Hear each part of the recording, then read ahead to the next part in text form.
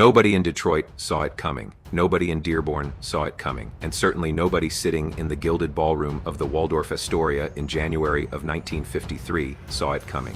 Because what rolled onto that stage that night was not just a car.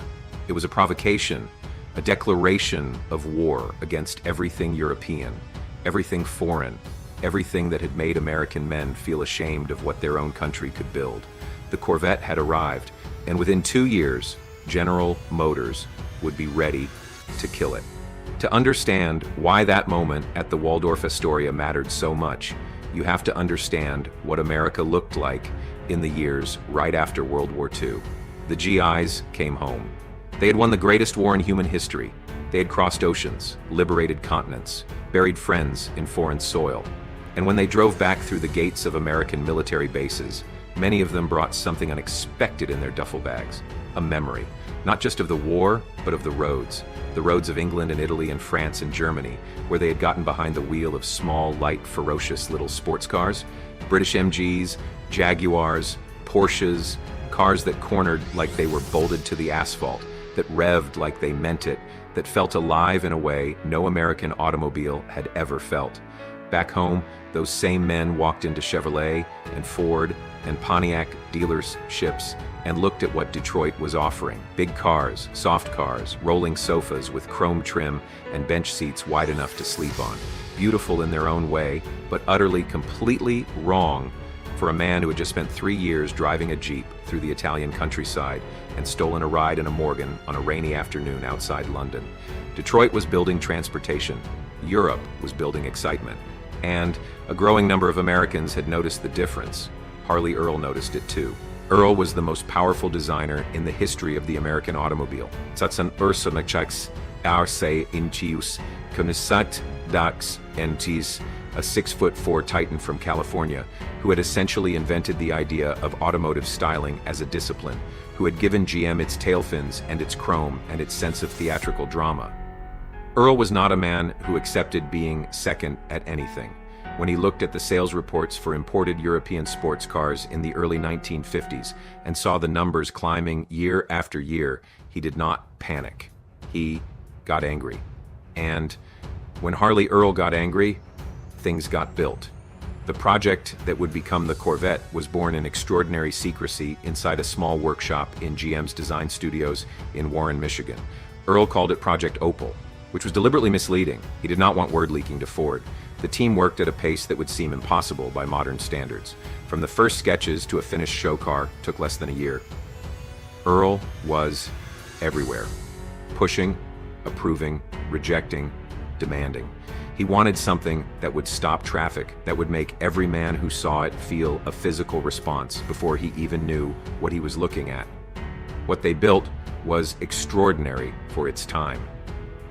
The Corvette that debuted at the GM Motorama on January 17, 1953, was a two-seater roadster with bodywork unlike anything Detroit had ever produced.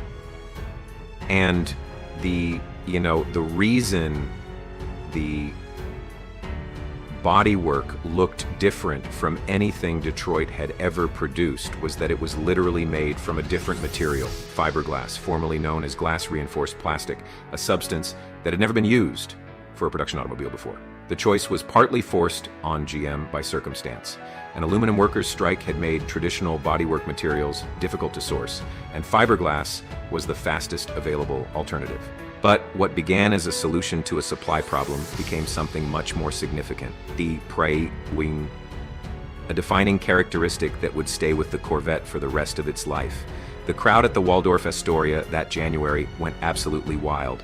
People lined up for 30 minutes or more just to get close enough to see the car properly. They leaned over the velvet ropes. They grabbed their wives by the arm and said, "Look at that."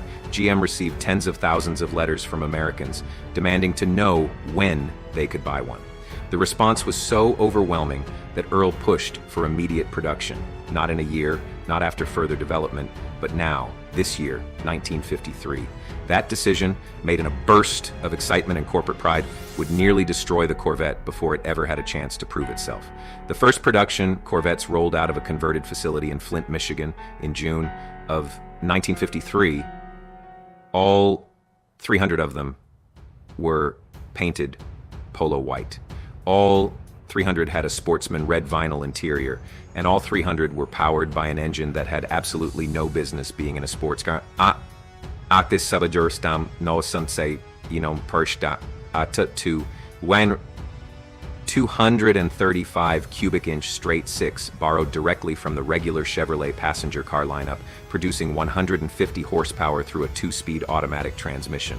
There was no manual gearbox option, not one, on a sports car, built to compete with Jaguar and Ferrari. The car also had no exterior door handles. You reached inside through the window to open the door, which sounds romantic in a racing car kind of way, until you actually try to do it in a parking lot in the rain. The side curtains that served as windows were so poorly designed that water leaked through them at highway speed.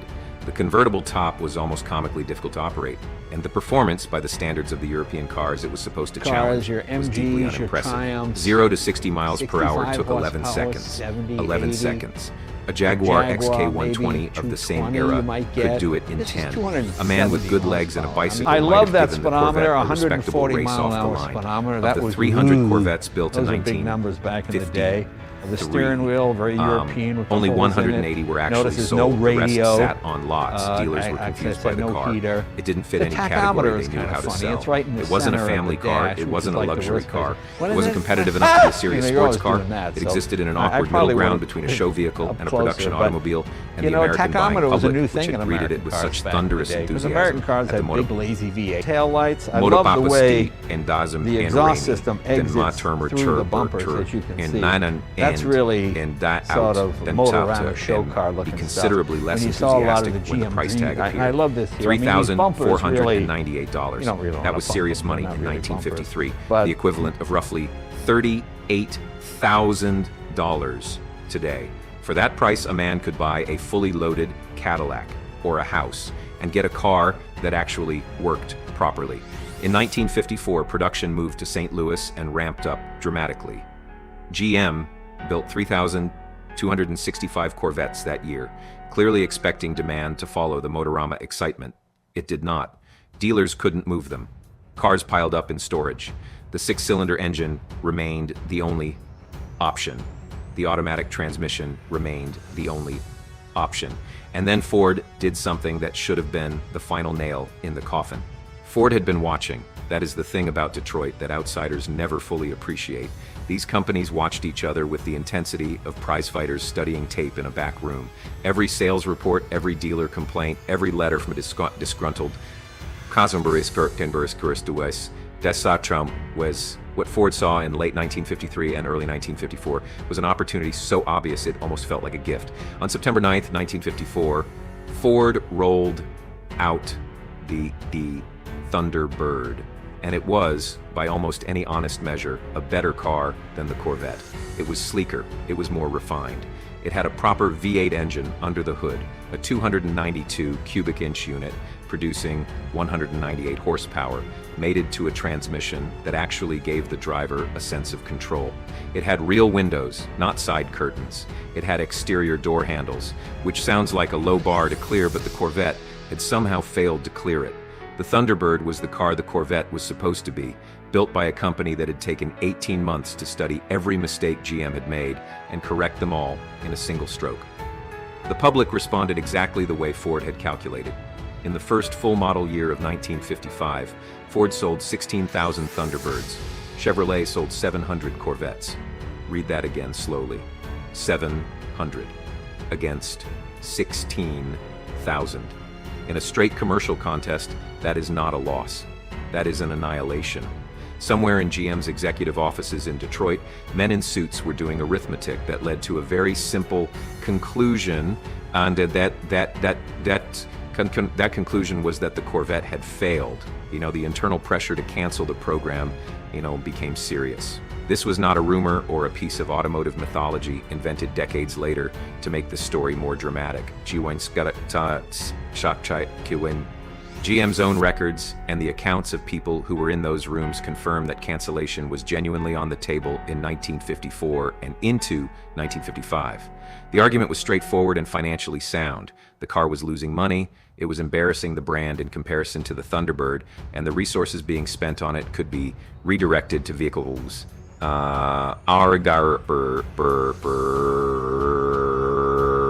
Americans were actually buying in large numbers. Kill it quietly, learn the lesson, move on. And that is exactly what would have happened. Ain't in Imbesakai, if not for a letter. In late 1953, a Belgian-born engineer who had grown up in St. Petersburg, Russia, trained in Paris, raced in Europe, and somehow ended up working for GM in Detroit, sat down and wrote a letter to Harley Earl. His name was Zora Arkus-Duntov. He was 43 years old, had survived 2 world wars, crossed the Atlantic twice, and spent his career building and racing engines in conditions that would have broken most men. He had watched the Corvette debut at the Motorama with the eyes of someone who understood exactly what it could be and exactly what was wrong with it. The letter he sent to Earl was blunt to the point of rudeness. The Corvette, Duntov wrote, had the wrong engine, the wrong transmission, the wrong suspension, tuning, and the wrong target audience. It was being marketed and built as a styling exercise when it should have been built as a serious performance machine. Fix these things, he argued, and the car could become something genuinely great. Leave them unfixed, and it deserved to die. Earl, to his enormous credit, did not throw the letter away. He handed Duntov a job. What followed over the next 18 months was one of the most consequential engineering campaigns in American automotive history, conducted largely without the full endorsement of GM's upper management and driven almost entirely by the force of one man's conviction. Duntov tore into the Corvette's technical package with the systematic fury of someone who had been waiting his entire career for exactly this kind of problem. He looked at the chassis and saw flex where there should have been rigidity. He looked at the suspension geometry and saw compromises that made no sense for a performance car. He looked at the 6-cylinder engine and understood immediately that it was not a question of tuning. The fundamental architecture was wrong for what this car needed to be. The breakthrough came with the 1955 model year, and it arrived in the form of something Detroit understood viscerally, a V8. Chevrolet had developed a new 265 cubic inch V8 engine, the first Chevrolet V8 since before the war, and Duntov fought to get it into the Corvette. He won that fight. The new engine produced 195 horsepower in base form, with a high-lift camshaft that Duntov himself developed, pushing the top option to 240 horsepower. For the first time, the Corvette had an engine that matched its appearance. For the first time, the car that had embarrassed itself against the Thunderbird in every sales chart had something under the hood worth talking about. But Duntov was not finished. He understood that selling performance required proof, and proof in 1950s America meant one thing above all others: speed records. In 1956, he took a modified Corvette to the Daytona Beach measured mile and ran it at 150.583 miles per hour. That number went out over the wire services. It appeared in newspapers and in Hot Rod magazine and in the conversations of men in garages from California to Connecticut. It was exactly the kind of statement that no sales brochure could ever make, and it reframed the entire public conversation about what the Corvette was. The 1956 production Corvette that followed was a transformed machine. Duntov and Bill Mitchell, who had joined the styling team and would eventually succeed Earl as GM's design chief, gave it a new body with the trademark concave side indentation that would become one of the most recognized design elements in American automotive history. For the first time, a hardtop was available alongside the convertible. The V8 delivered 210 horsepower in standard form and 240 at the top of the options list. A 3-speed manual transmission replaced the automatic as the enthusiast's choice. The car that had been a punchline was becoming something else entirely. And then Sebring happened, and everything changed. Sebring, Florida. March 1957, the kind of humid, punishing racetrack that separates the cars that are genuinely fast from the cars that merely look the part. 12 hours of racing over a circuit that combined airport runways with narrow, bumpy connecting roads.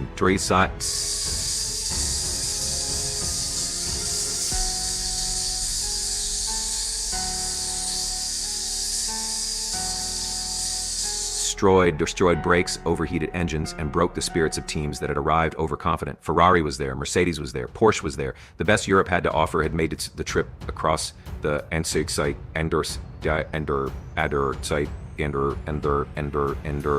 16 embries and shakes. So, and most of them regarded the American entry with the particular brand of polite condescension that European racing teams had been directing at Detroit for years. The Corvettes that showed up at Sebring in 1957 did not look like cars that were about to rewrite history. They were production-based machines, not purpose-built racers, but Duntov had done his work carefully and thoroughly, and what he had done to the engine that year was something that the European teams had not fully accounted for. The 1957 Corvette carried a 283 cubic inch V8 with a fuel injection system that Duntov had developed together with engineer John Dolza. Fuel injection on an American production car in 1957 was not merely advanced, was max or doctrine. It was virtually unheard of. The system allowed the engine to produce 1 horsepower per cubic inch of displacement, which sounds like an engineering abstraction until you translate it into plain language. 283 horsepower from 283 cubic inches. Ferrari had achieved that ratio in racing engines. No American production car had come close. When the Sebring results came in, the reaction in the European paddock was something between surprise and quiet alarm. The Corvette finished first in its class, running 20 laps ahead of the nearest Mercedes. 20 laps. On a 12-hour circuit, that is not a close victory that can be attributed to luck or timing. Sedata Benenzi, Dan Anakanen that is a systematic, methodical dismantling of the competition. The car that European journalists had been dismissing as an American styling exercise had just beaten one of the most respected automotive brands in the world on a track that had been specifically designed to expose weakness.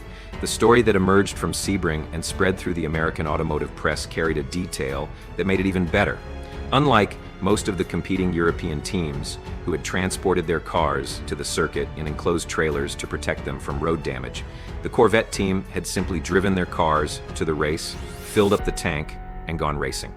Think about what that says. The car that just beat Mercedes was driven to the racetrack like a normal automobile and then competed for 12 hours. It was the kind of fact that Hot Rod magazine could put on a cover, and every man in America who had ever been told that European cars were superior would clip it out and tape it to his garage wall. Back in Detroit, Duntov now had something he had not previously possessed in his dealings with GM's management. Leverage. The Sebring result was impossible to dismiss or minimize. It had happened in public, in front of journalists, against serious international competition, and the numbers were documented. He used that leverage. He's got leverage with the precision of a man who understood corporate politics as well as he understood camshaft profiles. By 1957, Duntov was officially named Director of High Performance VSS at Chevrolet de Chevrolet and Corvette, which, in practical terms, meant that he had formal authority over the Corvette program that he had previously exercised only through persuasion and bureaucratic maneuvering. The car he now controlled was selling in numbers that would have seemed impossible 3 years earlier.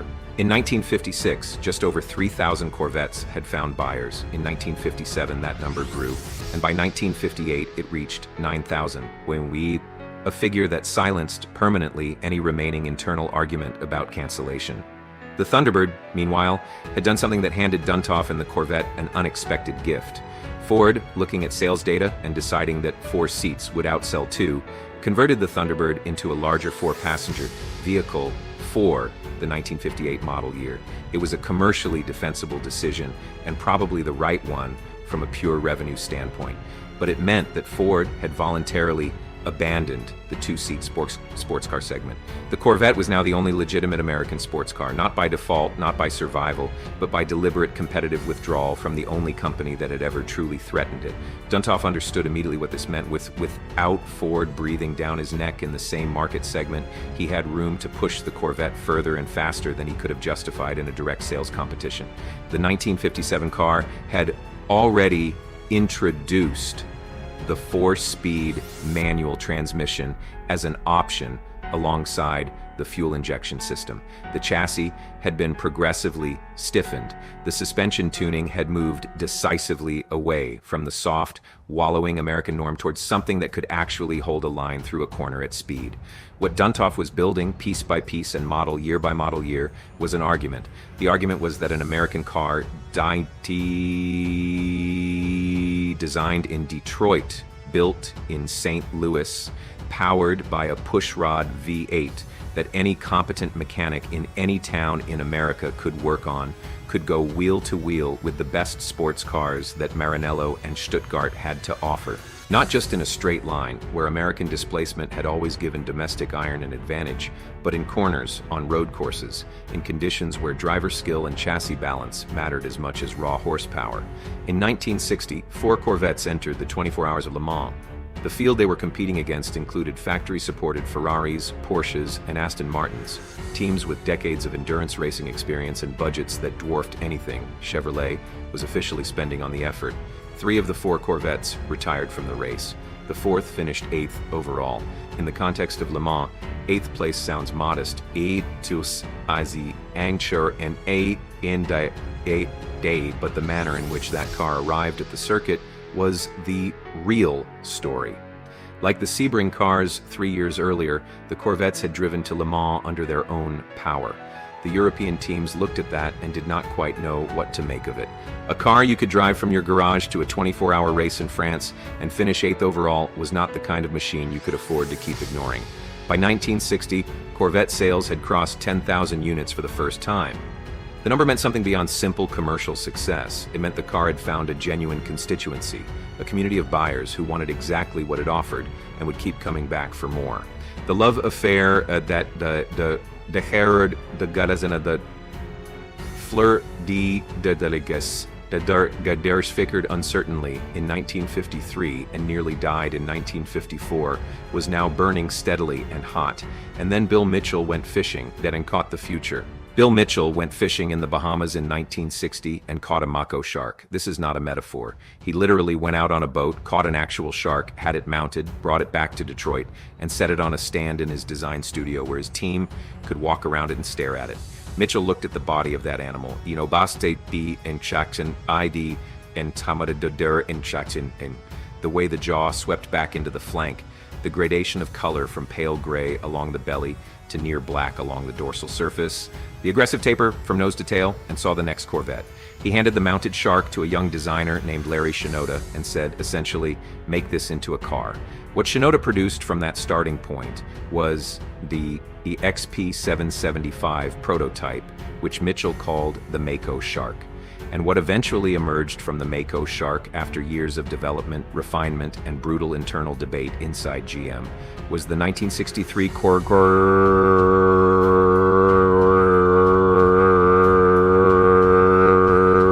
Stingray, arguably the most beautiful American automobile ever built, and almost certainly the most controversial in the history of the marque, and the split rear window is where the controversy lived.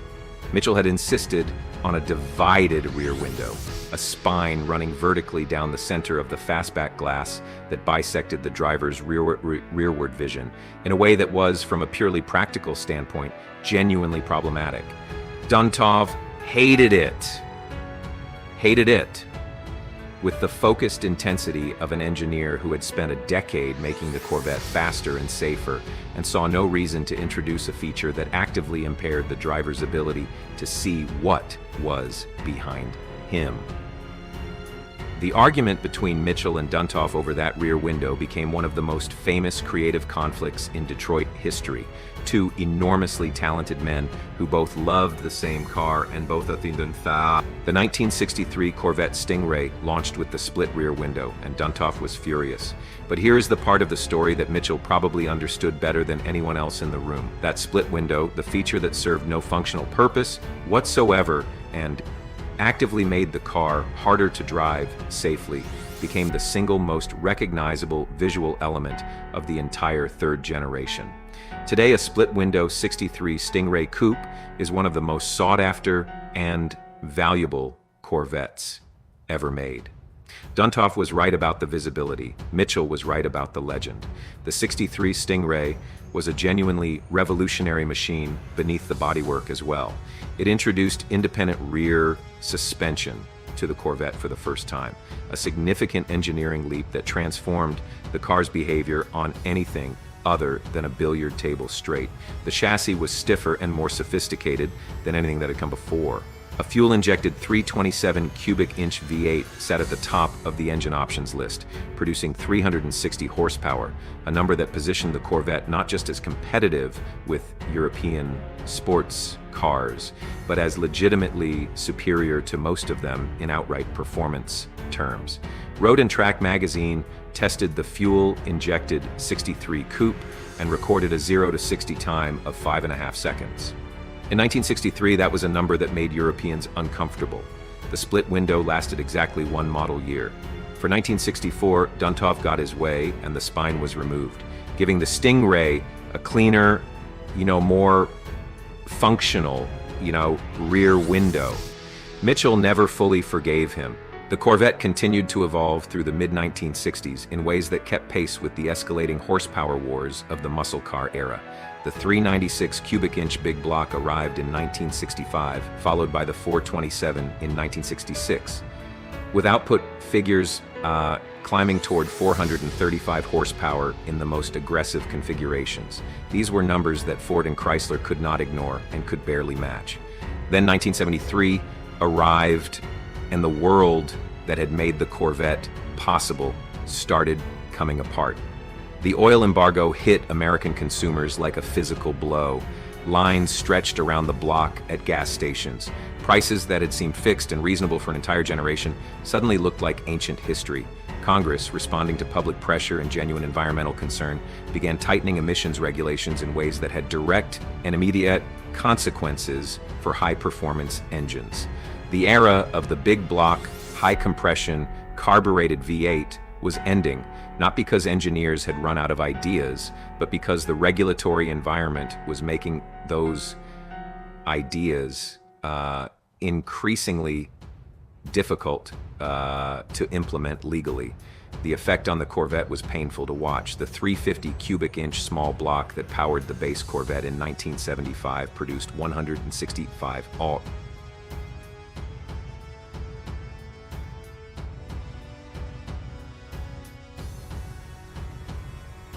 Read that number in the context of everything that had come before.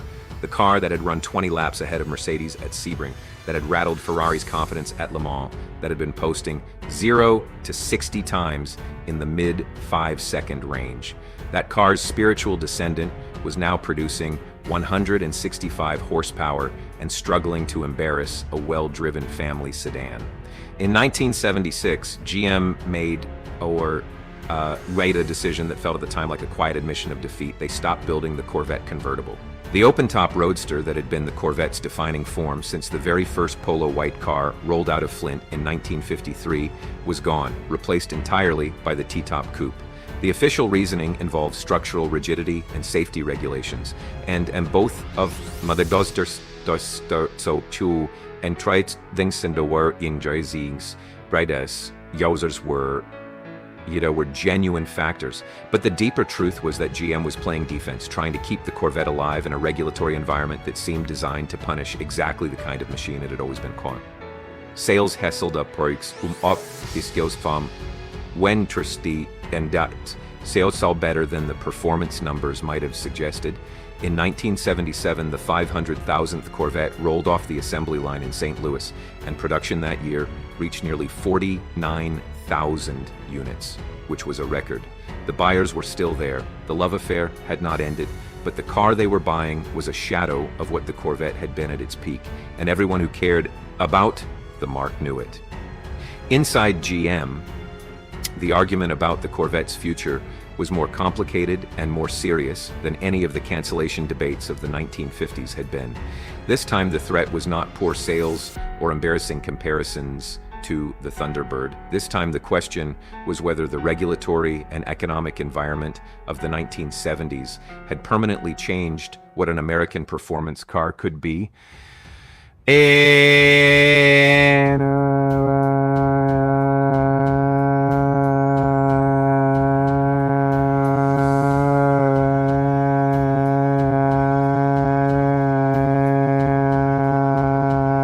always been understood it would survive in that environment at all. Many believe it could. We're already working on an answer. And whether a building would eventually sell in 7 days. Doubter in every boardroom and every European press room that had ever questioned whether Detroit could produce a world-class performance car.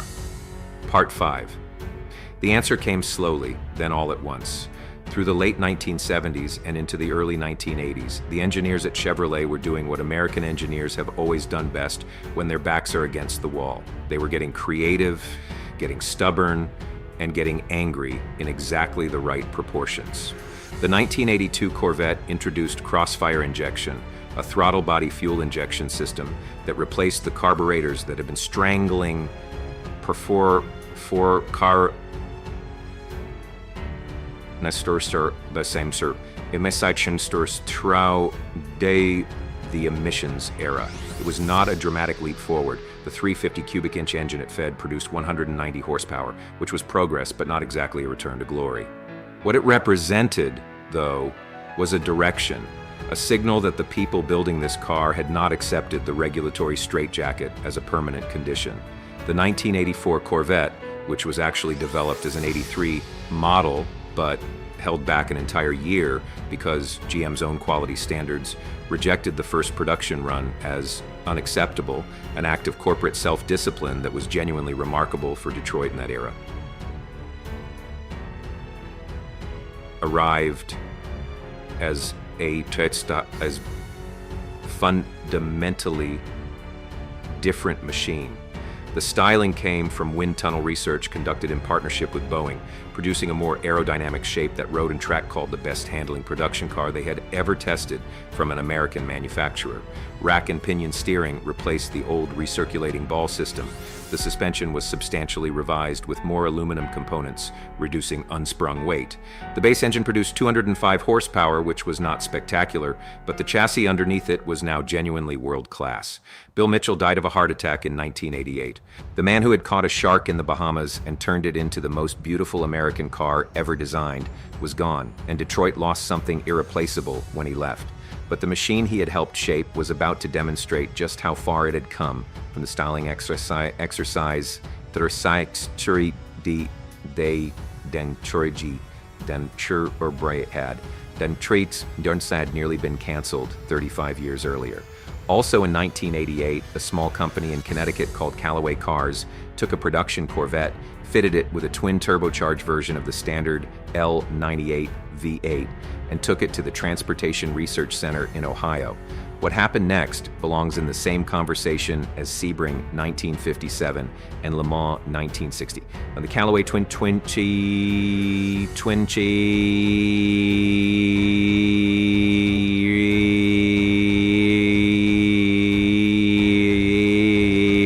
it ran 254.76 miles per hour on a closed course, 254 miles per hour.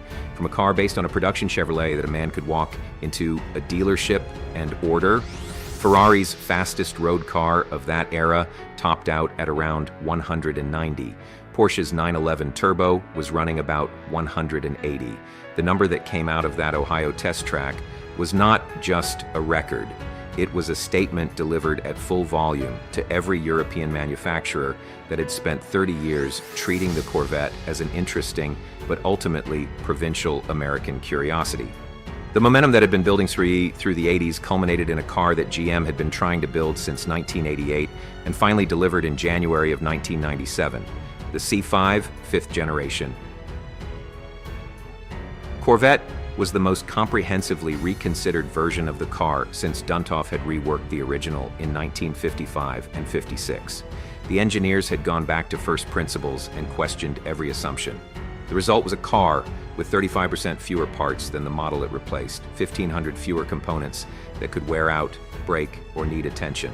The structure was stiffer despite being lighter. The 346 cubic inch LS1 V8 produced 345 horsepower and drove through a rear-mounted transaxle that gave the car near-perfect 50-50 weight distribution. 0 to 60 took 4.8 seconds. Top speed was 172 miles per hour. The price was $40,000. $40,000. Road and Track tested the C5 and wrote that there was no car as quick in a straight line anywhere near its price range. A Ferrari 355 of the same vintage cost $130,000 and was not meaningfully faster in real-world conditions. A Porsche 911 Carrera cost $70,000 and gave up significant ground in a straight line. For the first time in the Corvette's history, the performance per dollar argument was not just competitive, it was overwhelming. You could buy 3 C5s for the price of 1 Ferrari and have money left over for a decade of gas. This is where the story becomes genuinely interesting for anyone who cares about what competition does to an industry. Ferrari, which had been selling cars in America through the 1980s and 90s, on the strength of Italian mystique and the assumption that American buyers would pay any premium for a prancing horse badge, began paying very close attention to Corvette residual values and transaction prices in the mid-90s. Porsche, which had nearly gone bankrupt in the early 90s, partly because its cars had become too expensive relative to their performance, launched the Boxster in 1996 as a direct attempt to compete with the Corvette on value terms, a car from Stuttgart explicitly designed to fight for the buyer who might otherwise cross-shop a German sports car against an American one. And the Corvette, the Corvette had not just survived its competitors, it had changed how they thought about the American market. And Zora Arkus-Duntov lived to see almost all of it. The man who had written an unsolicited letter to Harley Earl in 1953, who had dragged the Corvette from a 6-cylinder styling exercise into a genuine world-class performance machine through sheer force of engineering talent and personal stubbornness, who had fought Bill Mitchell over a rear window and fought GM's management over cancellation budgets and fought the emissions era with fuel injection and aluminum and every tool available to him there in eight days me Garis Dirks. That man lived until April of 1996, dying at 86 years old just months before the C5 that vindicated everything he had believed about the car made its public debut. In his later years, when journalists asked Duntov what the Corvette meant to him, he gave an answer that was characteristically direct and characteristically Russian in its lack of sentimentality. He said the Corvette was proof that you could build a great car anywhere if you had the courage to refuse the easy solution. He did not talk about American pride or corporate achievement or market share. He talked about the refusal to accept compromise as an inevitable condition. That stubbornness, his stubbornness, Mitchell's stubbornness, Earl's stubbornness, is the real through line of the entire story. 3 times they tried to kill it. In 1954, Kamusat, Saitsamacho, Basamacha in Dis, Dicyclone Sucks, Widorjasat, and number Bimbar, Byries, Bastak, Shakshur, Rewes, Stakshur, Churiwes, and Edzatshur, Daridi, Desazoris, Dester in the early 70s when the emissions regulations seemed to make serious performance impossible. And quietly in the boardrooms of the early 80s when accountants looked at development costs and asked whether a low-volume sports car justified the investment. 3 times the car survived, not because GM's management had great vision, but because individual people who understood what the Corvette could be refused to let the easier path win. Every Corvette that exists today,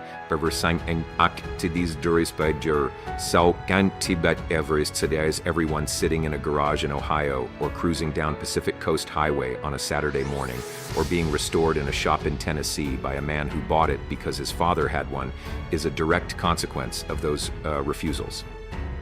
Not the corporate decisions, the personal ones. If this story reminded you why American automotive history is worth knowing, hit that like button and leave a comment about your favorite generation of Corvette, because that argument has been going on since 1963, and it is nowhere near finished. Subscribe if you want more stories like this one, because Detroit has more of them than anyone has time to tell.